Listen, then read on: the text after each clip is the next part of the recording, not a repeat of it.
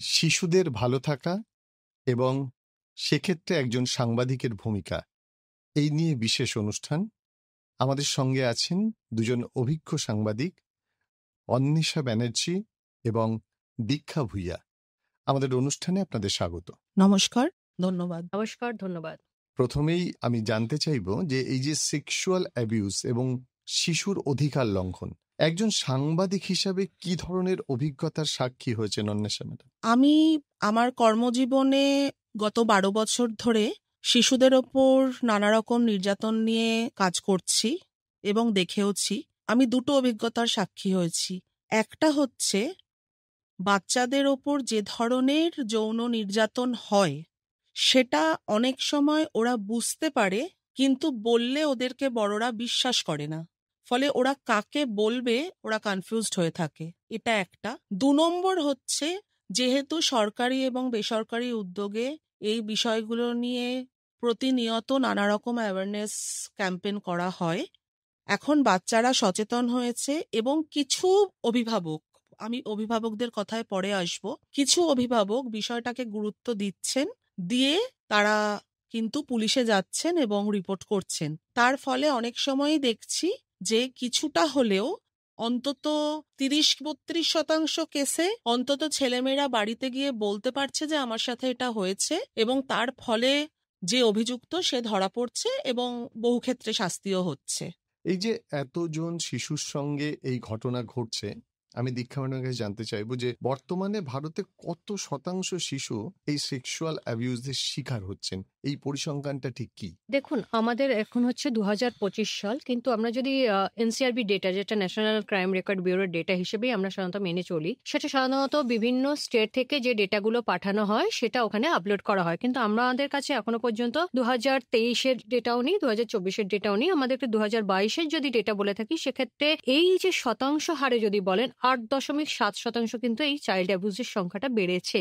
অর্থাৎ যদি এটা আমরা ধরি কতটা পর্যন্ত পৌঁছেছে, একটা শতাংশ যদি ধরে 8.7 বলি, সেক্ষেত্রে টোটাল সংখ্যাটা হচ্ছে, ইনসিডেন্ট সংখ্যাটা হচ্ছে এনসিআরবি রিপোর্ট অনুযায়ী 2022 1,62,000, মানে শুধুমাত্র চাইল্ড অ্যাবিউজ। এবং সেখানে কিন্তু একটা কথা বলা প্রয়োজন আছে আমার মনে হয়, যে এই যে এনসিআরবি ডেটা সেটা বেরোয়, আমি যেটা বলছি যে প্রত্যেকটা স্টেট তাদের রিপোর্ট পাঠায় তার উপর ভিত্তি করে। কিন্তু আমরা দেখেছি বিগত কয়েক বছর ধরে বিভিন্ন স্টেট হয় কম, মানে ডাটার সংখ্যাটা হয়তো কম দেখিয়ে পাঠাচ্ছে, বা কোথাও দেখাচ্ছে নীল, এবং যার কারণে অনেক সময়তেই দেখা গেছে যে এনসিআরবি ডেটা একটা পার্টিকুলার সময়ে যেটা পাবলিশড হতো, সেই ডেটার ডেটটা কিন্তু পিছিয়ে যাচ্ছে। কখনো দেখেছি আমরা 1 বছর পরে সেই ডেটা বেরোচ্ছে। ফলে এই জায়গায় দাঁড়িয়ে কোন স্টেট কতটা ডেটা ঠিকঠাক পাঠাচ্ছে সেটার কিন্তু পর্যালোচনা করার বা নতুন করে আবার সেটা রিভলিউশন করার কিন্তু কোনো জায়গা আমরা দেখতে পাচ্ছি না। তাহলে কি আপনি মনে করছেন যে যতটা ঘটনা ঘটছে ঠিক ততটা রিপোর্ট হচ্ছে না? না, একেবারেই হচ্ছে না। মানে পক্সো বলে যে নির্দিষ্ট আইনটি আছে, যেটা শিশুর যৌন নির্যাতনের ক্ষেত্রেই একমাত্র প্রযোজ্য, সেই পক্সোর ক্ষেত্রে আন্ডার রিপোর্টিং যেটাকে আমরা বলি, অর্থাৎ যতটা ঘটনা ঘটছে ততটা পুলিশের কাছে পৌঁছচ্ছে না, এইটা কিন্তু প্রথম থেকেই একটা সমস্যা। এবং এই সমস্যা কিন্তু শুধুমাত্র আইনি সমস্যা না, এর সঙ্গে একটা বিরাট সামাজিক সমস্যা এবং কিছুটা মানসিক বিষয়ও যুক্ত রয়েছে। যে আমি যদি আমার বাচ্চা সেক্সুয়ালি অ্যাবিউজড হয়েছে গিয়ে পুলিশকে জানাই, তাহলে লোকে কি বলবে? এই যে লোকে কি বলবে, সেই জন্য তুমি তোমার সাথে অন্যায়টাকে চেপে যাও, সময়ের সঙ্গে তুমি ভুলে যাবে, এই যে বাচ্চাকে বোঝানো হচ্ছে, একটা অ্যাডোলেসেন্ট বয়সের বাচ্চার সঙ্গে যদি এ ধরনের কিছু ঘটে থাকে এবং তাকে যদি এটা বলা হয়, সে কিন্তু এই ট্রমাটা নিয়ে তার বাকি পুরো জীবনটা বাঁচবে এবং তার mental health, physical health, sexual health, post marriage conceive সমস্ত ক্ষেত্রেই কিন্তু এটা একটা বিরাট বাধা হয়ে দাঁড়াবে। এই আন্ডার রিপোর্টিং কিন্তু একটা বিরাট জায়গা জুড়ে রয়েছে, যে কারণে বারবার বলা হয় যে তুমি যাকে বিশ্বাস করো, সে যদি তোমার খুব ঘনিষ্ঠ বন্ধু হয়, সে যদি বাড়ির বাইরেরও কেউ হয়, তুমি তাকে বলো, স্কুলের টিচার, যাকে খুশি তুমি বলো যে তোমার সাথে ঘটনাটা ঘটেছে। তারপরে সে যদি নিজে কমফোর্টেবল না হয়, সে কারোর হেল্প নিতে পারে। এখন বহু হেল্পলাইন নাম্বার আছে, সেগুলো আমি পরে বলে দেবো। কিন্তু আন্ডার রিপোর্টিং আগেও ছিল, এখনো আছে। মানে এই যে দীক্ষা যেটা বললেন যে 1,62,000 হচ্ছে লাস্ট সরকারি ফিগার, এটা কিন্তু রিপোর্টেড ফিগার, এটা ভুললে চলবে না। এই সংখ্যাটা যে 1,62,000 জায়গায় যে 9,62,000 না, সেটা কিন্তু আমরা বলতে পারি না, কারণ বহু ক্ষেত্রে তো আমরা অ্যাবিউজকে অ্যাবিউজ বলে স্বীকারই করি না, তো এরকম একদম তো হয়। এই জায়গা থেকে আমার দ্বিতীয় বিষয়টা, যে কতগুলো বিষয় ঘটনা এরকম সামনে আসে আর তার কতটা আপনারা বাইরে প্রকাশ করতে পারেন। দেখুন, আমি আমার ব্যক্তিগত অভিজ্ঞতা থেকে বলছি, একটি বাচ্চা, তার এখন 13 বছর বয়স, সে তার স্কুলে 3বার সেক্সুয়ালি অ্যাবিউজড হয়েছে, 3বার। তার মা সুপ্রতিষ্ঠিত এবং সে কিন্তু মাকে স্কুলের কথা এসে বলেছে। আমি অবাক হয়ে গিয়েছিলাম, তার মা তাকে 3বারই বলেছে যে না, তুমি এটা নিয়ে আর কিছু বলো না, এগুলো নিয়ে স্কুলে বললে পরে তোমাকে স্কুল থেকে বের করে দেবে। আমি যখন এই ঘটনাটা জানতে পারি, আমি মেয়েটির মায়ের সঙ্গে সরাসরি যোগাযোগ করি। আমি বলি যে এটা আপনি কি করেছেন, মানে আপনি আপনার মেয়ের এতবার সেক্সুয়ালি অ্যাবিউজড হয়েছে, ফলে যে পারপিট্রেটর সে তো বারবার সুযোগ নিচ্ছে, ও যে চুপ করে আছে সেটা, আপনি স্কুল কর্তৃপক্ষকে কেন জানাননি? তখন উনি বলছেন যে না, আমি স্কুল কর্তৃপক্ষকে বলেছিলাম যে ওর এগেনস্টে ব্যবস্থা নিতে, কিন্তু আমি পুলিশ কেস করতে চাইনি, কারণ আমার মেয়ের ওপর তার প্রভাব পড়তো। আনলাম আর এখন বলছে আমি এখন নিরুপায় হয়ে পুলিশে যাব ভাবছি, কারণ ওকে আমার নিয়মিত কাউন্সেলিং করাতে হচ্ছে এবং শি ইজ ট্রমাটাইজড। এই যে ঘটনাটা, এটা কিন্তু কোনো কাগজে আসেনি। এরকম অসংখ্য ঘটনা আছে যেগুলো হয়তো আমরা পার্সন টু পার্সন জানতে পেরে তাদেরকে বলি।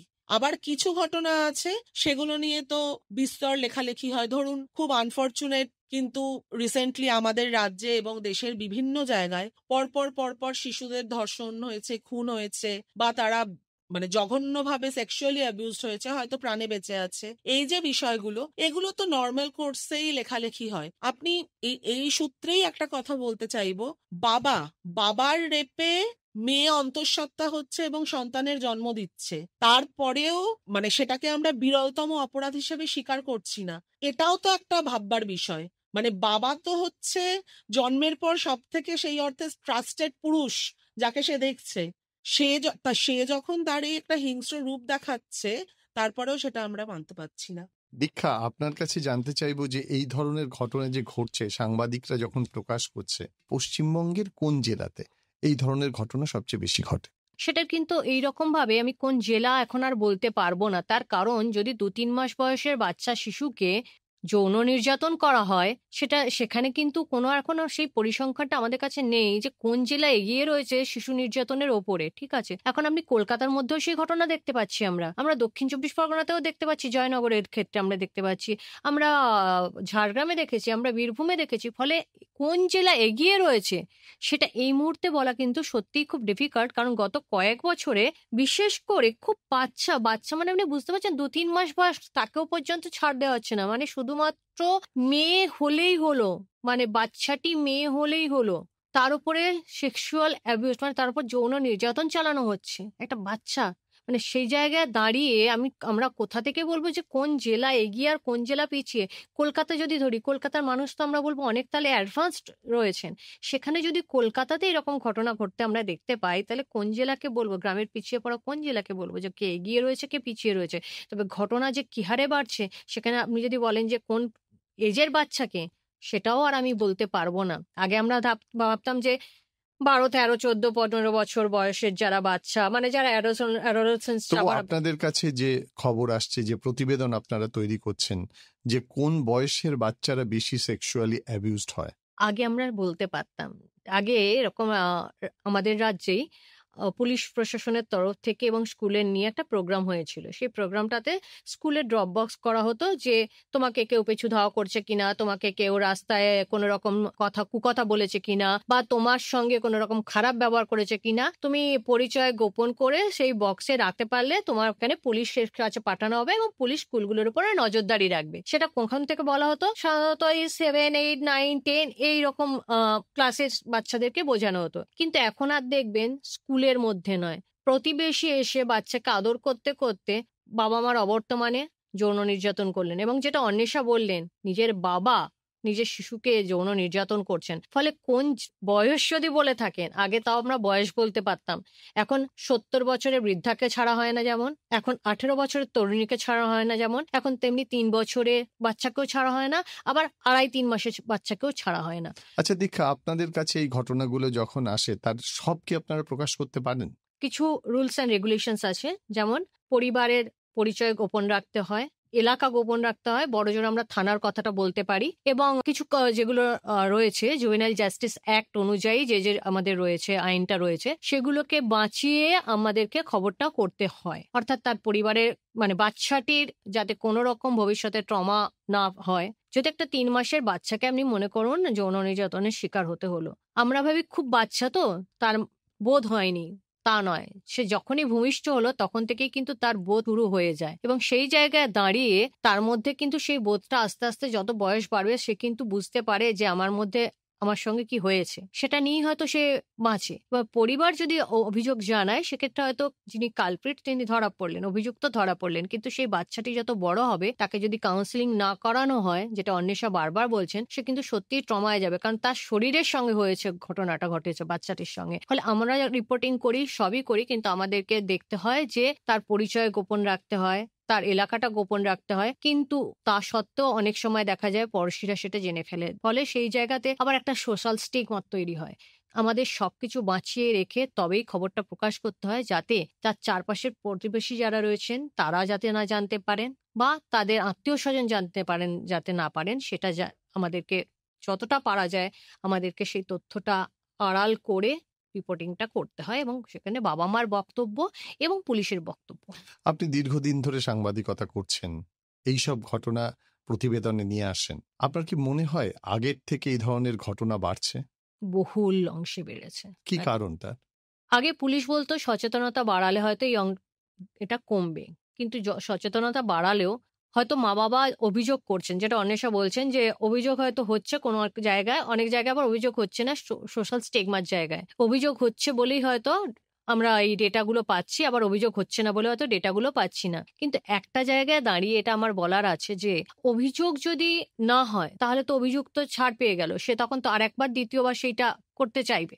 ঠিক আছে, মানে সে আবার দ্বিতীয়বার করবে একই ঘটনা অন্যের সঙ্গে, তৃতীয়বার করবে একই ধরনের ঘটনা এই সঙ্গে। সেই জায়গায় দাঁড়িয়ে অভিযোগ করাটাও খুব দরকার রয়েছে। এবং আপনি যেটা প্রশ্নটা করছিলেন যে আগের থেকে বেড়েছে কিনা, আমি বলবো কত শতাংশ বেড়েছে, আমি এক্ষুনি বলে দিলাম 8.7 হোল কান্ট্রি ওয়াইজ বেড়েছে, মানে আমাদের ইন্ডিয়াতেও 8.7, তাও 2022 সালের, এখন 3 বছর হয়ে গেছে। আমি মনে করি এটা আরো অনেক গুণ বেড়ে গেছে, কারণ আমরা প্রত্যেক দিন যদি সকালবেলাতে উঠে সংবাদপত্র খুলি, আমরা নিজেরাও মিডিয়া কর্মী, আমাদের কাছেও আগে খবর আসে, প্রত্যেক জেলায় মনে হয় প্রতিদিন বলা হয় যে প্রত্যেক মিনিটে একজন করে ধর্ষণের শিকার হচ্ছেন। ফলে সেই সংখ্যাটা যে প্রতি মিনিটে 2-3 হয়ে যাচ্ছে না, সেটা কিন্তু এখন আমরা মানে অস্বীকার করতে পারবো বলে আমার মনে হয় না। অন্বেষা, আপনিও দীর্ঘদিন ধরে সাংবাদিকতা করছেন, এই বিষয়ে যখন প্রতিবেদন প্রকাশ করতে যান সিচুয়েশন কিভাবে হ্যান্ডেল করেন? আমি ব্যক্তিগতভাবে যেটা চেষ্টা করি, প্রথম কথা, কারোর সাথে যদি সেক্সুয়াল অ্যাবিউজ হয়ে থাকে এবং সে যদি সার্ভাইভ করে থাকে, সঙ্গে সঙ্গে কথা বলার কোনো প্রশ্ন নেই। কিছুদিন সময় দেওয়ার পক্ষে আমি, কারণ যেটা আমি বারবারই বলছি যে অত্যাচারটা হয়তো শরীরের ওপর হয়, কিন্তু তার সব থেকে বড় ক্ষতটা মনে তৈরি হয়, সেইটা হিল করা কিন্তু খুব খুব কঠিন কাজ। আমি যদি একদম ছোট কারোর সাথে কথা বলি, তাকে তো এইসব বিষয় নিয়ে কোনো প্রশ্ন করিই না। সে কেমন আছে, সে স্কুলে যাচ্ছে কিনা, খেলা করছে কিনা, কি খেতে ভালো লাগে, এই সমস্ত দিয়ে সে কতটা নর্মালাইজ করেছে আমি বোঝার চেষ্টা করি। আর যেটা সব থেকে বেশি ভালনারেবল এজ বলে আমরা ধরি, মোটামুটি 11 থেকে 17 এই বয়সটা, যদি প্রয়োজন হয় আমি খুব বেশি হলে হয়তো তাকে জিজ্ঞেস করি যে তোমার সঙ্গে যখন এটা হয়েছে তুমি কি বুঝতে পেরেছিলে? এর বাইরে অন্তত আমি নীতিগতভাবে এবং অ্যাজ আ কনসার্ন সিটিজেন, বাচ্চারা যারা সেক্সুয়াল অ্যাবিউজের শিকার হয়েছে তাদেরকে আমি কোনোদিন কোনোভাবে এমন কোনো প্রশ্ন করি না যাতে তাদের সেই ট্রমাটা আবার আমাকে বলতে হয়। এইটা হচ্ছে 1 নম্বর। 2 নম্বর হচ্ছে লেখার ক্ষেত্রে। দীক্ষা একটু আগে বলেছেন যে ওটা তো আমাদের সুপ্রিম কোর্টের একটা ভার্ডিক্টই আছে, নিপুণ সাক্সেনা ভার্ডিক্ট, ফলে আমরা নাম পরিচয় বা আইডেন্টিফাই হয়ে যাবে এরকম কোনো কিছুই প্রকাশ করতে পারি না।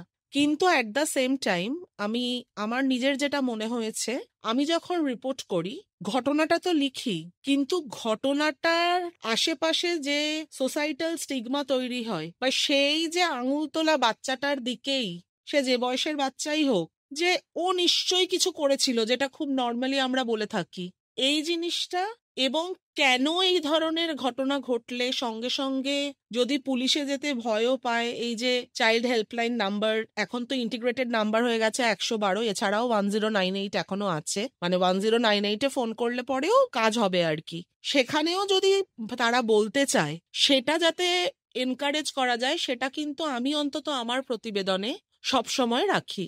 কারণ আমার যেটা মনে হয় যে যত এই যৌন নির্যাতনের কথা চেপে যাওয়া হবে, এই অপরাধ আরো বাড়বে। একটা জাস্ট ছোট্ট পরিসংখ্যান বলছি, 2016 থেকে 2022 এই 6 বছরে 96% বেড়েছে চাইল্ড সেক্সুয়াল অ্যাবিউজ। এটা কিন্তু সরকারি তথ্য, এনসিআরবির ডেটা বিশ্লেষণ করেই এটা বেরিয়েছে। আর 46%, একটা অত্যন্ত নামী সংস্থা সমীক্ষা করেছিল, সেখানে এটা তো ধরা পড়েইছে, প্লাস দেখা যাচ্ছে যে 46% ক্ষেত্রে সেটা কিন্তু রেপ অ্যান্ড মলেস্টেশন। দুঃখজনক এই পরিসংখ্যান। দীক্ষার কাছে আসব। একেবারে আপনি যে কথা বলছিলেন, যে সিচুয়েশনের কথা, কিন্তু খুব গুরুত্বপূর্ণ একটা জায়গা হচ্ছে যে শিশু আক্রান্ত হচ্ছে বা অ্যাবিউজ হচ্ছে তার পরিবারকে কিভাবে ট্যাকেল করেন, আর তারা যদি নিজেরাই যুক্ত থাকে। হ্যাঁ, এইটা বোধহয় পক্সো কেসের সব থেকে সমস্যার জায়গা।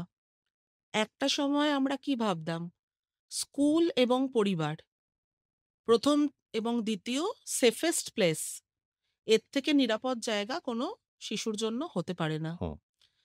কিন্তু অদ্ভুতভাবে সে ছবি বদলে গেছে। সেটা শুধু আমাদের রাজ্যে কেন, এটা পুরো ভারতবর্ষেই হয়েছে। আপনার নিশ্চয়ই মনে থাকবে কয়েক মাস আগে পুনের স্কুলে দুটো বাচ্চা, তাদের 4 বছর বয়স, নার্সারির বাচ্চা, তাদেরকেও সেক্সুয়াল অ্যাবিউজ করা হয়েছিল। এবার হচ্ছে যে কিভাবে পরিবারকে ট্যাকল করব। পরিবারের ক্ষেত্রে এখানে একটা সাংবাদিকের পার্সপেক্টিভ থেকে যদি আমি বলি, আমি যখন পরিবারের সাথে কথা বলছি, আমি যেটা সবসময় বোঝার চেষ্টা করি যে তারা ঘটনাটাকে কতটা গুরুত্ব দিয়েছে। ধরুন পুলিশের রিপোর্ট করেনি, কিন্তু তারা ঘটনাটি জেনেছে এবং কোনো কারণে সেই খবরটা আমিও জেনেছি। আমি কিন্তু সবার আগে তাদেরকে এটাই রিকোয়েস্ট করি যে আপনারা পুলিশে জানান, কিন্তু তারা যেতে চান না। কেন যেতে চান না? সেই ঘুরে ফিরে একই কথা, লোকে কি বলবে, ও বড় হলে কি হবে। কিন্তু বড় হলে কি হবে থেকেও বড় কথা হচ্ছে, যখন ঘটনাটা ঘটেছে বলে কোনো পরিবার স্বীকার করে নিচ্ছে এবং স্বীকার করে বাচ্চাকে বলছে যে না, এটা নিয়ে আর কিছু করা ঠিক হবে না, সেটা কিন্তু একটা বাচ্চার ওপর মারাত্মক প্রভাব ফেলছে।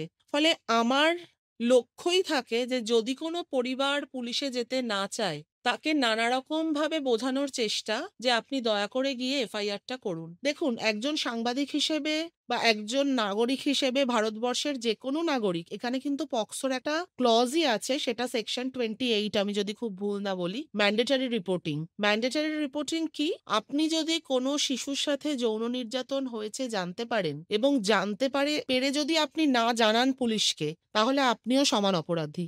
ফলে আমি কিন্তু অ্যাজ আ কনসার্ন সিটিজেন জানাতেই পারি, কিন্তু আমি কেন জানাতে পারবো না? কারণ সেই শিশুকে তো তার পরিবারেই থাকতে হবে, তার পরিবার তো চাইছে না সেখানে পুলিশ কোনো রকম গিয়ে হস্তক্ষেপ করুক। এটা হচ্ছে প্রথম। আর দ্বিতীয় হচ্ছে, পরিবারের মধ্যেই যদি পারপিট্রেটর থাকে, হুম। সেটা কিন্তু একটা লাস্ট যে সমীক্ষা বেরিয়েছে, এই কালকেই সুপ্রিম কোর্টে হলফনামা একটা জমা পড়েছে পক্সো নিয়ে, সেখানেই বলা হয়েছে যে 2016 থেকে 2022 এই ডেটা বিশ্লেষণ করে দেখা যাচ্ছে যে যত সংখ্যক বাচ্চা অ্যাবিউজডের শিকার হয়েছে, তার 50%ই হচ্ছে ক্লোজেস্ট রিলেটিভ, অর্থাৎ বাবা, কাকা, মামা, জ্যাঠা, এরকম কারোর দ্বারা। এবারে বিষয়টা হচ্ছে যে এই সমস্ত ক্ষেত্রে কি করণীয়? খুব মানে আনফরচুনেট হলেও বেশিরভাগ ক্ষেত্রে আমরা দেখি এখানে বাচ্চাকে বলা হয় যে তা করে ফেলেছে, তুমি আর ওর সঙ্গে কথা বলো না বা ওর কাছে যেও না। কিন্তু আর কিন্তু কিছু করা হয় না। কেন করা হয় না? দুটো কারণ। একটা হচ্ছে তো বারবারই বলছি যে সোশ্যাল স্টিগমা, সেকেন্ডটা হচ্ছে পরিবারের সম্মান রক্ষা। কিন্তু আমি তাদেরকে উল্টে প্রশ্ন করতে চাই যে কোনো শিশুর বাবা বা কাকা বা মামা তারা যখন তাকে শুধুমাত্র একটা অবজেক্ট বা শুধু একটা নারীর শরীর হিসেবে দেখছে এবং সেই অপরাধকে যখন পরিবারের মহিলারাই বলছে যে না বলার কথা কাউকে, সেটা কি আসলে সম্মান পরিবারের বাড়ছে? সেই বাচ্চাকে তো তাদের মধ্যে থেকেই বড় হতে হচ্ছে এবং সে কিন্তু একটা অদ্ভুত জায়গায় চলে যাচ্ছে যেখানে গিয়ে এর পরে কোনো পুরুষ মানুষকে আর বিশ্বাসই করবে না। ঠিক তাই। কঠিন কঠিন পরিস্থিতির সম্মুখীন আপনাদেরও হতে হয় এবং এই সেক্সুয়াল অ্যাবিউসের ঘটনা যখন প্রতিবেদন লিখতে যান, তখন কোন কোন বিষয়কে মাথায় রাখেন?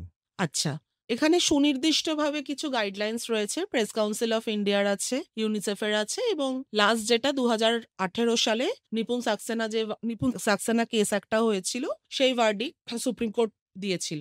সেটাই মোটামুটি সব মিডিয়া হাউস মেনে চলে। কি সেগুলো?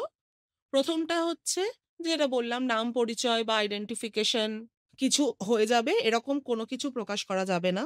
দ্বিতীয় হচ্ছে শিশুকে এমন কোনো প্রশ্ন করা যাবে না যাতে সে আনকমফোর্টেবল ফিল করে, তার কোনো ছবি দেখানো যাবে না।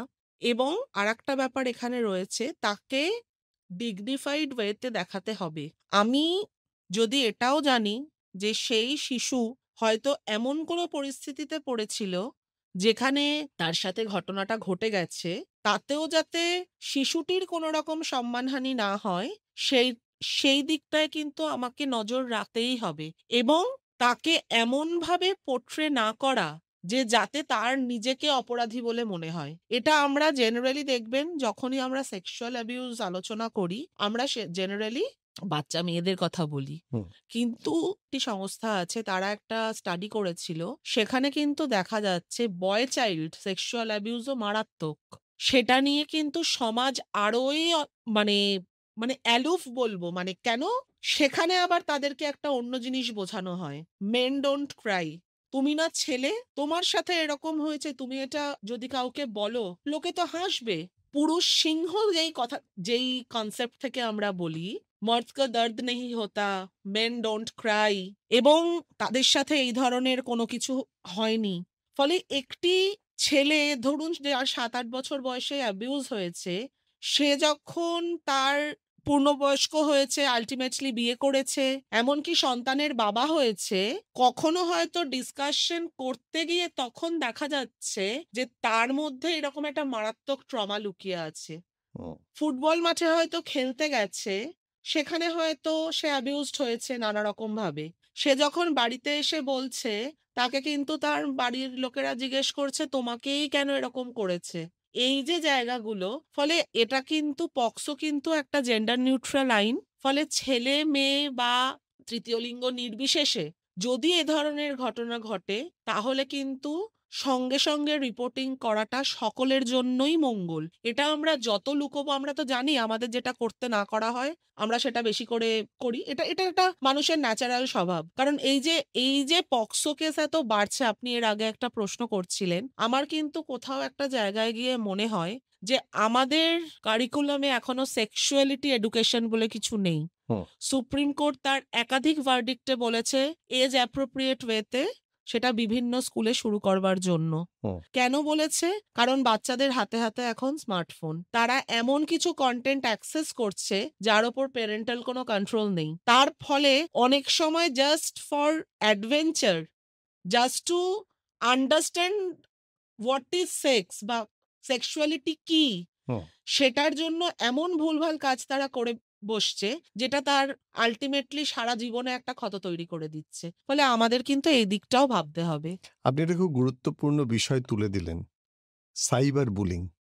অর্থাৎ এই ইন্টারনেটকে কেন্দ্র করে যে যৌন নির্যাতন এবং শিশুরা কিভাবে আক্রান্ত হচ্ছে, এই ছবিটা ঠিক কেমন? এই ছবিটা ভয়ানক।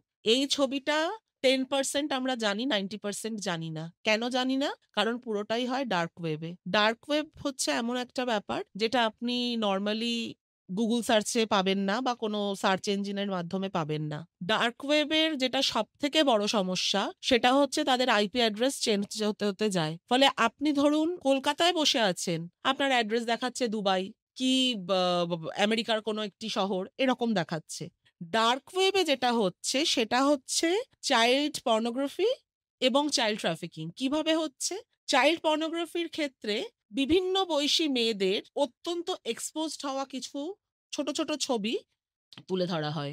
এবার ধরুন আপনার মনে হলো যে আমার এই মেয়েটিকে পছন্দ হয়েছে, বা আমার মানে আই ওয়ান্ট টু বাই হার।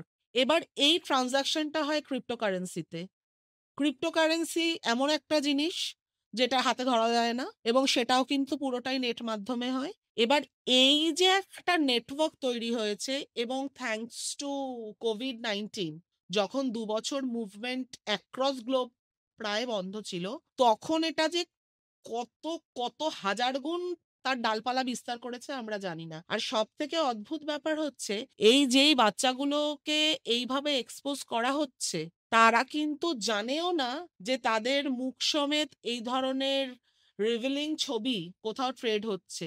দেখবেন বাচ্চাদের একটা বিশেষ করে অ্যাডোলেসেন্ট বয়সের বাচ্চা, যতই বলা হোক না কেন যে একটা সময়ের আগে সোশ্যাল মিডিয়ায় অ্যাকাউন্ট খোলা যায় না, সেই ইনস্টাগ্রাম হোক, ফেসবুক হোক, আর যেটাই হোক না কেন, দেখবেন অনেকে ওপেন প্রোফাইল করে রাখে। কেন করে রাখে? ওই বয়সে কি লোকে লাইক দেবে, হুম। ভালো বলবে, আমার মজা লাগবে সেটা ভেবে। কিন্তু ওইখানেই কিন্তু পারপিট্রেটরসরা লুকিয়ে আছে। সেখান থেকে তারা ছবি লিফট করছে, ছবি মফট করছে। আর এখন তো জানেন এআই এর যুগ। হুম। এআই দিয়ে এমন অনেক কিছু করে ফেলছে, করে তাদেরকে খুঁজে বের করে ব্ল্যাকমেল করছে। তখন তারা না পারছে বাড়িতে বলতে, না পারছে অন্য কিছু করতে, ফলে তারা পুরো ট্র্যাপের মধ্যে পড়ে যাচ্ছে। আচ্ছা দীক্ষা, এই যে সাইবার বুলিং বা অনলাইন বুলিং, এইটা বন্ধ করা বা এই বিষয়ে সচেতনতা তৈরি করার পথ কি? সাইবার বুলিং বা যেটা অন্বেষা বললেন যে যেভাবে সাইবারকে ইউজ করে, অর্থাৎ সোশ্যাল মিডিয়াকে ইউজ করে ডার্ক ওয়েবের মাধ্যমে যেভাবে কাজটা চলছে, ডার্ক ওয়েব এমনই একটা জিনিস, সেটা অন্বেষা বারবার বলেন যে আইপি অ্যাড্রেস কিন্তু ট্রেস করা যায় না। যারা এথিক্যাল হ্যাকার তারা একমাত্র রেজিস্টার করেন যে তারা ডার্ক ওয়েবে কাজ করেন। হোল ওয়ার্ল্ডে এরকম এথিক্যাল হ্যাকার অনেকে আছেন, কিন্তু যারা এথিক্যাল হ্যাকার নন, যারা এমনি নর্মাল ডার্ক ওয়েবে কাজ করেন, তাদের কিন্তু আইপি অ্যাড্রেস ধরা খুব সহজ নয়। ফলে আপনি যদি বলেন যে কিভাবে রক্ষা সম্ভব, এই যে বললেন উনি যে যখন প্রাপ্তবয়স্ক ঠিক ঢোকার আগে 11 থেকে 16-17 বছর বয়সের মেয়েরা তারা খুব নিজেদেরকে মনে করে, এখন ছোট ছোট রিলস তৈরি করেন তারা, শুধু তাই নয়, তারা রিল তৈরি করেন। এবং এমনও আছেন অনেকে যে একটা সম্প্রতি একটা ওয়েবসাইটে বা একটা করা হলো, ব্যান করা হলো। তার কারণ হচ্ছে সেখানে এই কম বয়সী মেয়েদের এমন কিছু ছবি শুট করে সেগুলোকে ছাড়া হয়, এবং সেগুলোর জন্য মানে রীতিমতো সেগুলোকে আমি বলতে পারি পর্নোগ্রাফি, ঠিক আছে? সেগুলোর ওপর ডিমান্ড করে, প্রচুর তার ডিমান্ড, এবং সেগুলোর উপর ডিমান্ড করে যে মার্কেটিংটা চলে, সে মেয়েটি 16-17, আমার সম্প্রতি একটা আমি খবর করেছিলাম, 16-17 বছরের মেয়ে, বাড়িতে মডেলিং করার খুব ইচ্ছা, বাবা রাজি নন, বাড়ি থেকে চলে আসে কাউকে হাত ধরে, এসে এই মডেলিংটা করে। এবং এই যে ওয়েবসাইট, সেখানে সে এই বয়স থেকে এমন প্রাপ্তবয়স্ক মানে এমন কিছু ছবি শুট করে তারা দেয়, এবং তারা পার ডে যা ইনকাম করে আপনি চিন্তা করতে পারবেন না। একটা শুট মানে 5 থেকে 6,000 10,000 টাকা পর্যন্ত তারা ইনকাম করছে, এবং সেই ইনকামের মাধ্যমে কি করছে, তারা রেস্টুরেন্টে যাচ্ছে, ডিস্কো থেকে যাচ্ছে। তাদের কাছে এই জীবনটা, এই রঙিন জীবনটা, এখন এই বয়সটাই এমন, এই রঙিন জীবনটা তাদের কাছে খুব একটা মনে হয় এটাই জীবন। কিন্তু এর ফল যে কতটা মানে মারাত্মক হতে পারে, সে মেয়েটি যখন বুঝতে পারলো, যে তখন তার এআই দিয়ে তার পুরো একদম খোলামেলা যে ছবি বাইরে বিক্রি হতে শুরু করলো, তখন সে থানার দ্বারস্থ হলো। ততক্ষণে তার যা সর্বনাশ সবার হয়ে গিয়েছে। এটা বন্ধ কখন কি করে করা যাবে, যখন আমার হাতে স্মার্টফোন এসে গেছে?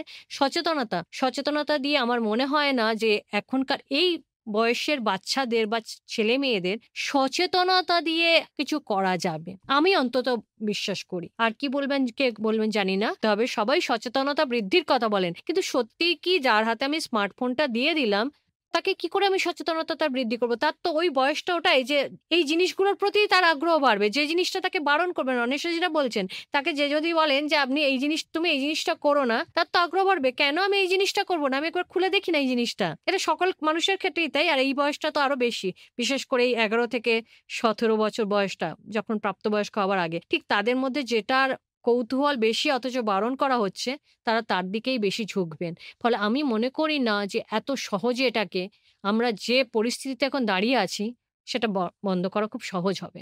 আচ্ছা অন্বেষা, আপনি কি বিশ্বাস করেন যে এই যে মানে সচেতন করার কথা বলছে, সচেতনতা তৈরি করার কথা বলছে, অ্যাবিউজের বিষয়ে যারা অপরাধীদের শনাক্ত করার যে বিষয়টি, সেটা নিয়ে মিডিয়া কিভাবে সতর্কতা প্রচার করতে পারে, সচেতন করতে পারে?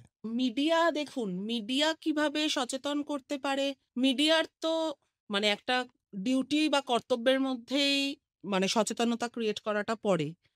কিন্তু পার্টিকুলারলি এই চাইল্ড অ্যাবিউজ কেসে আমি ব্যক্তিগতভাবে দুটো জিনিস মনে করি।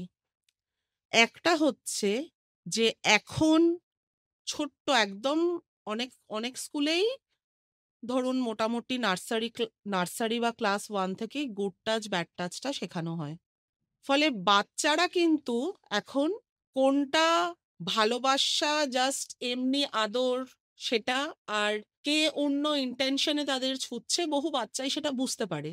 আমি বলবো মিডিয়ার একটা বাড়তি দায়িত্ব নেওয়ার প্রয়োজন। সেটা হচ্ছে বাবা মাকে সচেতন করা, বাবা মাকে বোঝানো যে আপনাকে এই সত্যিটা স্বীকার করতে হবে এবং সত্যি স্বীকার করে আপনার সন্তানকে আপনি চুপ করিয়ে রাখবেন না। আপনি কিন্তু আইনের চোখে অপরাধী। কারণ আমি আপনাকে একটু আগেই বলেছি যে পক্সো আইনেই ম্যান্ডেটরি রিপোর্টিং বলে একটা ও, সেকশন আছে। সেখানে যদি আপনি সেক্সুয়াল অ্যাবিউজের কথা জেনে চুপ করে থাকেন তাহলে আপনাকেও কিন্তু প্রয়োজনে গ্রেপ্তার করা যেতে পারে। কাজেই আমি বলবো যে সচেতনতাটা তো হ্যাঁ, বাচ্চাদের সচেতনতা দেখুন, মানে এই যে স্মার্টফোনের যে ব্যাপার, এটা তো যুগের ধর্ম আমি এখন বলবো। ফলে স্মার্টফোন আটকে দিয়ে কিছু হবে না। কিন্তু কোনটা করা সম্ভব? সেটা হচ্ছে মা বাবাকে কিছুটা প্যারেন্টাল কন্ট্রোল শিখিয়ে দেওয়া। আমি বহু গ্রামে গেছি, সেখানকার মহিলারা কিন্তু নিজেরা বলছে যে ওরা তো ফোন এমনভাবে লক করে রাখে আমরা খুলতেই পারি না। এই যে জিনিসগুলো, এই যে ফোন খুলতে পারে না, এইটা কি করে? বাচ্চার সাথে আপনাকে বন্ধুর মতন মিশে যেমন করে হোক এটা জেনে রাখতেই হবে যে কি কি সাইট সে অ্যাক্সেস করছে, বা যদি ক্লাসের পরে দীর্ঘক্ষণ ফোনে থাকে সেটা জানার চেষ্টা করতে হবে যে তার কার সাথে কথা বলছে, বা তার সোশ্যাল মিডিয়ায় কি ধরনের প্রোফাইল আছে সেটা। দেখুন, আমি বলছি না যে 100% প্যারেন্টস এটা পারবেন, কিন্তু যদি 50 থেকে 60%ও পারেন সেটাই অনেক প্যারেন্টাল কন্ট্রোল। এবং we must not live in denial, যে আমরা অস্বীকার করছি ঘটনাটা ঘটছে কিন্তু ঘটেনি ধরে নিয়ে আমরা ভাবছি সবকিছু স্বাভাবিক আছে। এই পক্সোকে স্বাভাবিকত্ব দেওয়া, এইটা হচ্ছে আমাদের মানে সমাজের গভীরতম অসুখের মধ্যে বোধহয় একটা। এই যে ফলে প্যারেন্টাল কন্ট্রোলের কথা হ্যাঁ, বলছেন, এই যে পরিবারের মানুষদের বা পরিবারের ভিতরে সচেতনতা বৃদ্ধির ক্ষেত্রে মিডিয়ার কি কোনো ভূমিকা আছে? হ্যাঁ, নিশ্চয়ই আছে। এটাই বললাম যে এই জিনিসগুলো যেরকম রয়েছে এটা মিডিয়াকেই, যখন পক্সোর রিপোর্টিং করছে মিডিয়া, তখন সেটা বলা দরকার যে শুধুমাত্র বাচ্চাকে সচেতন করলে চলবে না। আর পরিবারের ভেতরে আমি আমি যেটা মনে করি, পরিবারের ভেতরে মিডিয়া তখন পেনিট্রেট করতে পারবে যেই মুহূর্তে দেখা যাবে যে পরিবার বাচ্চাকে ডিসকারেজ করছে। আমি নিজে বহু মায়েদের সাথে, মা, জেঠিমা, কাকিমা এদের সাথে কথা বলেছি। বলেছে, হ্যাঁ এরকম তো হয়েছে, আমার ছোটবেলাতেও হয়েছে। আমি কি পুলিশে গেছি? না, আপনি পুলিশে যাননি। কারণ আপনার সময় আর এখনের সময়ের মধ্যে এতটা পার্থক্য হয়ে গেছে যে আপনার সময় পুলিশে যাওয়াটা তখন সত্যি সত্যিই লোকে একটা ছিছি করতো, এখনো করে, কিন্তু তখন লোকে ছিছিকে যতটা পাত্তা দিত এখন অতটা দেয় না। এই জিনিসটা বোঝানোর দায়িত্ব কিন্তু মিডিয়ার এবং প্রত্যেক ইন্ডিভিজুয়ালের। এবং আমি একই সাথে আর একটা কথাও বলতে চাই, বহু ক্ষেত্রে যখন বাচ্চাদের বাড়ির লোকেরা বিশ্বাস করে না, এনসিআরটির যেই বইগুলো আছে ক্লাস 6 থেকে 12 এর প্রত্যেকটার ব্যাক কাভারে ই পক্সো বক্স বলে একটা বস্তু থাকে। ই পক্সো বক্স কি? যদি তার মনে হয় যে আমাকে কেউ অ্যাবিউজ করেছে এবং আমি কাউকে বলতে পারছি না, সে তার বইয়ের ওই বক্সটা খুলে একটা চিরকুট দিয়ে, ও একটা কথা বলেছিল যে স্কুলে স্কুলে ড্রপ বক্স ছিল, সেই ড্রপ বক্সে কিন্তু তারা জানাতে পারে যে তারা কার দ্বারা অ্যাবিউজের শিকার হচ্ছে এবং কেন তারা সেটা বলতে পারছে না। ফলে মিডিয়া হচ্ছে শুধু একমাত্রিক ভাবে না, বহুমাত্রিক ভাবে মিডিয়া কিন্তু পরিবারকেও সচেতন করতে পারে যে আর কিছু না, আপনি ওর বইয়ের পাতা উল্টে দেখুন এমন কোনো সাইন ও এঁকেছে কিনা যে যেখান থেকে বোঝা যাচ্ছে যে ও ভালো নেই। কয়েকদিন পর পর কি বলছে যে আমি স্কুলে যাব না, বা পার্টিকুলার কোনো ক্ষেত্রে কি বলছে এই ক্লাসটা আমি করব না। সব সময় সেটা ফাঁকিবাজির লক্ষণ কিন্তু নয়। অনেক সময় সেটার মধ্যে অনেক বড় বিপদের বার্তা থাকে। এই জিনিসগুলো তো মিডিয়ার অবশ্যই দায়িত্বের মধ্যে পড়ে। আচ্ছা দীক্ষা, আপনি তো সাংবাদিকতা করছেন, জানেন। আপনার কি মনে হচ্ছে এইসব ঘটনা দেখে যে বাবা মায়েরা সচেতন হয়েছেন? পুরোপুরি হননি, আবার পুরোপুরি হয়েছেন এটাও বলতে পারবো না। যেটা অন্বেষা বললেন যে অনেক বাবা-মা কিন্তু সত্যিই সচেতন হয়েছেন। তারা যেটা করেন, আমি যেটা বললাম যে ফোন এখন সত্যিকারের আমরা যে টেকনোলজিতে ঢুকে গেছি, সেখানে ফোন বা কম্পিউটার বা ল্যাপটপ কিন্তু একদম বাধ্যতামূলক হয়ে গেছে। সেই জায়গায় দাঁড়িয়ে বাবা-মা যদি একটুখানি নজর দেন যে আমার ছেলে-মেয়ে ফোন বা ল্যাপটপ বা এতে গুগলে কি সার্চ মারছে সেই হিস্ট্রিটা যদি একটু নজর দেন, বা কিছু সাইট যদি লক করা যায়, সেই লক সিস্টেমও রয়েছে। মানে কোন বয়স পর্যন্ত লক রাখা হলো। তাহলেই কিন্তু আর বাবা-মাকে সবথেকে বড় কথা হচ্ছে, আগে আমরা বাবা-মা বলে সবসময় একটা ভয়ের, বাবা-মা বকবেন এটা না। ছোটবেলা থেকেই বাবা-মাকে এমনভাবে ছেলেমেয়ের সাথে মিশতে হবে একেবারে বন্ধু হিসেবে। এই বন্ধু হওয়াটা, আমরা আগে কি ভাবতাম স্কুলে বন্ধু হয়, খেলার মাঠের বন্ধু হয়, তা নয়। সবার আগে বন্ধুটা বাবা-মাকে হতে হবে। বাবা-মার সঙ্গে সবকিছু আমি কথা খুলে বলতে পারবো, সেই কনফিডেন্টটা যদি একটা বাচ্চা পেয়ে যায়, কনফিডেন্স লেভেলটা, যে আমি আমার বাবাকে গিয়ে আজকে সারাদিন কি হলো বলতে পারলাম, আমি মাকে গিয়ে সারাদিন আমি কি হলো বলতে পারলাম, এই বন্ধুত্বটা যদি আমরা খুব ছোটবেলা থেকে বাচ্চাদের সঙ্গে গড়ে তুলতে পারি, তখন কিন্তু অনেক সমস্যাই দেখবেন সমাধান করা যাচ্ছে। কারণ বাবা-মা তখন জানতে পারছেন যে বাচ্চা সারাদিন কি করছে। গল্প, আমরা তো বন্ধুকেই সবকিছু হুম। বলি।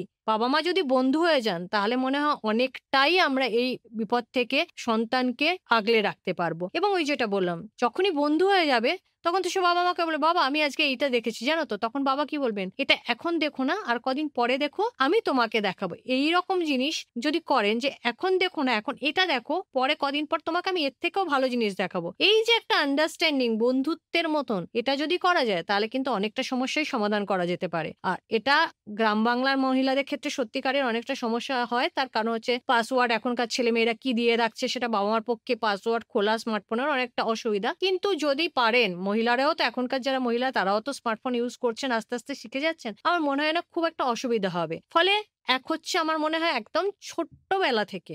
আগে আমাদের বাবা-মাদের কি বাবা-মা এই জিনিসটা বলবো, এই জিনিসটা বলবেন, এটা না করে একেবারে ছোটবেলা থেকে বন্ধু হয়ে যান। তাহলেই দেখবেন অনেকটা মনে হয় আমরা সমস্যার সমাধান করতে পারবো। বাবা-মাকে সচেতনতা করার কথা বলবো। পাশাপাশি এটাও। আর আরেকটা কথা যেটা অন্বেষা বলছেন না, যে এই যে সচেতনতার কথা বলবেন, মিডিয়া কি এই সচেতনতা বাড়াতে পারবে? সাধারণত মিডিয়ার মাধ্যমেই তো খবরগুলো আসে, এবং মিডিয়াই যখন খবরগুলো প্রকাশ করে তখনই আমাদের এখন অনেক রকম মিডিয়া চলে এসছে। প্রিন্ট মিডিয়া, ইলেকট্রনিক্স মিডিয়া, এবং এখন কিন্তু ডিজিটাল মিডিয়া চলে এসছে। প্রিন্ট এবং ডিজিটাল মিডিয়ার ক্ষেত্রে একটা সুবিধা হচ্ছে, তারা তো লেখেন।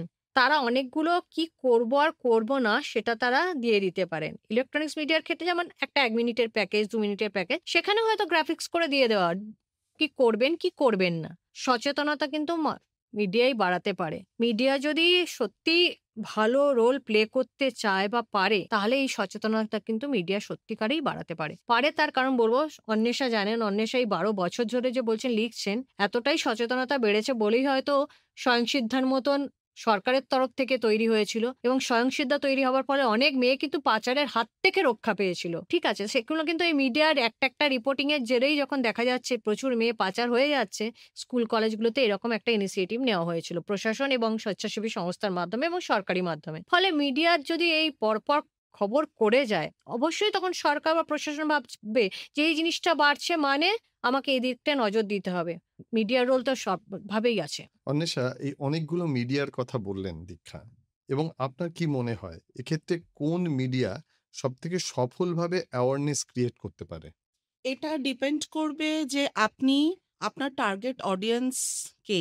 যদি মধ্যবয়সী হয়, একটু মানে অ্যাবাভ 45-50 এর এই এজ গ্রুপ বা তার ওপরে যদি হয়, সেক্ষেত্রে এখনো প্রিন্ট মিডিয়া ১ নম্বরে। কারণ প্রিন্ট মিডিয়ার বিশ্বাসযোগ্যতা টেলিভিশন বা ডিজিটাল কোনো মিডিয়াই এখনো অর্জন করতে পারেনি। ছাপার অক্ষরে কিছু বেরোচ্ছে, ছাপার অক্ষরে কিছু লেখা হচ্ছে, সেটা কিন্তু একটা ড্রাফট হয়ে থেকে যায়। এটা হচ্ছে ১ নম্বর। যদি ইয়াং এজকে ক্যাটার করতে হয়, স্কুলের বাচ্চা কি কলেজ পড়ুয়া, তাদেরকে যদি বিষয়গুলো নিয়ে অ্যাওয়ার করতে হয়, আমি কিন্তু বলছি না যে শুধুমাত্র সে নিজে অ্যাবিউজ থেকে বাঁচবে কি করে সেই অ্যাওয়ারনেস নয়, টোটাল যে তুমি কাউকে হতে দেখছো, তুমি সেক্ষেত্রেই বা কি করবে। তখন কিন্তু ছোট ছোট ক্যাপসিউল, ১৫ সেকেন্ড, ২০ সেকেন্ড, ছোট্ট ছোট্ট অডিও ভিজুয়াল করে, সেটা ক্লাসরুমে পাওয়ার পয়েন্ট প্রেজেন্টেশনের মাধ্যমে হোক, প্রত্যেকটা স্কুলের নিজস্ব ওয়েবসাইট আছে, সেই ওয়েবসাইটে আপলোড করে দেওয়ার মাধ্যমে হোক, বা কখনো কখনো স্পেশাল ক্লাস ডিসকাশনের মাধ্যমে হোক করা যায়। দেখবেন কলকাতা পুলিশ, রাজ্য পুলিশ বিভিন্ন সময় স্কুলের বাচ্চাদের একত্রিত করে এই ধরনের ট্রেনিং প্রোগ্রাম দেয়। তারা কিন্তু মোস্টলি এই অডিও ভিজুয়ালটাই ব্যবহার করে, কারণ বাচ্চাদের বা ইউথদের অডিও ভিজুয়ালের প্রতি একটা বেশি আগ্রহ ভালোবাসা বা আগ্রহ রয়েছে, এবং তাতে বার্তাটা খুব তাড়াতাড়ি চলে যায়, পড়ে দেখতে হয় না, হুম। তারা অ্যানিমেশনের মাধ্যমে বুঝে যায় যে কি হচ্ছে। দীক্ষা, আপনার কাছে আসি।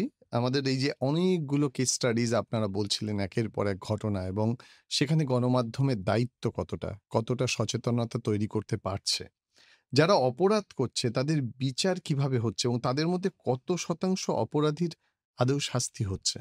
আগে কতটা শাস্তি হতো সেটা বলতে পারবো না, ঠিক আছে, মানে সেই সংখ্যাটা বলতে পারবো না নয়, সংখ্যাটা খুব কম ছিল, কিন্তু ইদানিং ক্ষেত্রে আমরা যদি দেখি, আমি একটু আগেই আমাদের এই আলোচনার আগেই আমি অন্বেষার সঙ্গে কথা বলছিলাম, আমরা গত 6 মাসে দেখবো আমাদের অন্তত এই রাজ্যে একাধিক কেস হয়েছে যেখানে যৌন নির্যাতন বলুন বা যৌন নির্যাতনের পরে খুন বলুন, সেখানে কিন্তু শাস্তি ঘোষণা হয়েছে, রায়দান হয়েছে, ঠিক আছে। ফলে এখন কিন্তু শাস্তিদানের পরিসংখ্যান বা শতাংশটা আমাদের রাজ্যে গত 6 মাস বলুন বা 1 বছর বলুন বা 2 বছর বলুন, সেটা বেড়েছে। আগে যেটা দীর্ঘমেয়াদী একটা দীর্ঘসূত্রতা দেখা যেত, কিন্তু এখন সেটা আমাদের রাজ্যের ক্ষেত্রে, যেহেতু আমি আমাদের রাজ্যের ক্ষেত্রেই বলবো এই জায়গাটা, এটা কিন্তু বেড়েছে, অস্বীকার করার উপায় নেই। এবং আরেকটা কথা, এখন কিন্তু যদি সত্যিই কেউ কমপ্লেন করেন, সেখানে কিন্তু পুলিশ নড়ে চড়ে বসে। ফলে পুলিশ কিন্তু এখন যখনই কেউ যান পক্সোর মাধ্যমে বাচ্চা অ্যাবিউজড হয়েছে বলে যান, সঙ্গে সঙ্গে সেটা এফআইআর হিসেবে নেন এবং খুব নিষ্ঠার সঙ্গে কিন্তু সেটাকে সমাধান করেন। এবং শুধু তাই নয়, একটা যে পার্টিকুলার আমাদের চার্জশিট জমা দেওয়ার একটা ডেট আছে, চার্জ ফ্রেম করার এক ডেট ধার্য করা আছে, সেটা কমপ্লিট করে শুধু তাই নয়, এমনকি দেখা গেছে খুব কম সময়ের মধ্যে বিচার প্রক্রিয়া শেষ করে অভিযুক্তকে শাস্তি দেওয়ার ঘটনা সাম্প্রতিককালে আমরা বেশ কয়েকটি ক্ষেত্রে দেখতে পেয়েছি। একেবারে আমরা আলোচনা শেষ করব। যখন আলোচনা হচ্ছিল বা যারা শুনছেন আমাদের এই আলোচনা, মন খারাপ করা আলোচনা। কারণ আমরা আলোচনা করছি শিশুদের ভালো রাখার জন্যে। কিন্তু চারিদিকে এত মন খারাপ করার ঘটনা, আপনাদেরও সাংবাদিক হিসাবে নিশ্চয়ই এই ঘটনাগুলো যখন লেখেন মন খারাপ হয়। তা একজন সাংবাদিক বা সংবাদ মাধ্যম আগামী দিনে আর কি পদক্ষেপ নিতে পারে, যাতে ছোটরাও ভালো থাকে, সাংবাদিকেরও মন ভালো থাকে? দেখুন, যেটা বলা হলো যে যদি বাবা-মারা বাচ্চাদের সঙ্গে একদম ছোটবেলা থেকে ওতপ্রোতভাবে বন্ধু হিসেবে মিশে যেতে পারেন, তাহলে আমার মনে হয় যে বাচ্চা এসে বাবা-মাকে সব কথা বলবে।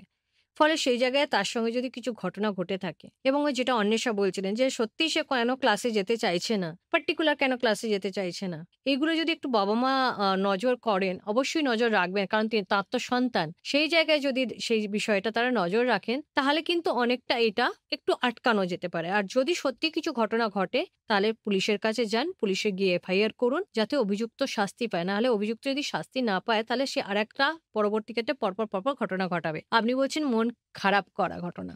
এই ঘটনা কমানো যেতে পারে, কিন্তু একেবারে বন্ধ করা আমার মনে হয় না, আমার সাংবাদিক হিসেবে মনে হয় না একেবারে এই ধরনের ঘটনা বন্ধ করা যাবে। ফলে এই ঘটনার মাধ্যমেই আমাদেরকে নিজেদেরকে, এবং আমরা যারা সংবাদকর্মী, যারা সংবাদ মাধ্যমের মধ্যে রয়েছি, তারা যত বেশি এ নিয়ে চর্চা করব, লিখব, অন্বেষা অনেক এডিটোরিয়াল লেখেন, আমি জানি যেটা। ওই এডিটোরিয়াল লেখার মাধ্যমে বা ওই যেটা বললেন ছোট, ছোট ক্যাপসুলের মাধ্যমে অডিও ভিজুয়াল করে যদি স্কুল দেয়, এগুলো করার মাধ্যমে যদি বাচ্চাদের কাছে পৌঁছানো যায়, বাচ্চাদেরকে যদি একবার নিজেদের মধ্যে নিয়ে নেওয়া যায় যে কনফিডেন্সে, যে বাবা তুমি কিন্তু কিভাবে থাকবে, তাহলে আমার মনে হয় বাচ্চারাও এই জিনিসটাকে নিজেরাই নিজেরা ট্যাকেল করে নিতে পারবে।